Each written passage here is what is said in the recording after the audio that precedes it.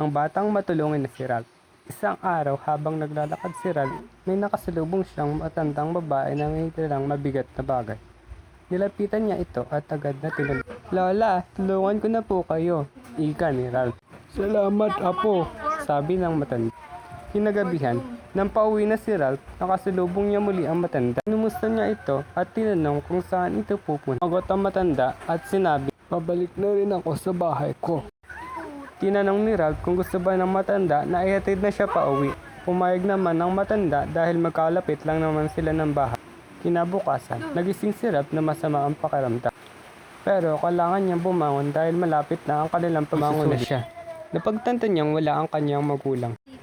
Pumasok pa rin siya sa paaralan kahit masama ang kanyang pakiramdam. Habang siya ay naglalakad, unti-unti na siyang nahihilo. Nakita siya ng matanda at siya ay nilapitan. Tinanong ng matanda kung ayos lang ba si Ralph. Hindi na nakasagot si Ralph at nawala na ng malay. Pagising ni Ralph, nagulat siya sa kanyang nakita. Dahil ang kanyang nanay at ang matanda ay magkayakap. Nagtaka si Ralph at sinabi, anong nangyari?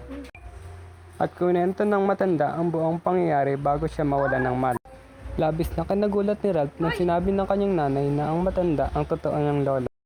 At ang matanda pala ang matagal nang hinahanap ng kanyang ina. Nagpasalamat ang kanyang ina sa kanya. At sinabi, salamat anak, dahil sa kabutihan na iyong ginawa, nagkita muli kami ng iyong lola. At dahil nga sa ginawang kabutihan ni Ralph, muling nagkita ang nanay niya at ang kanyang lola.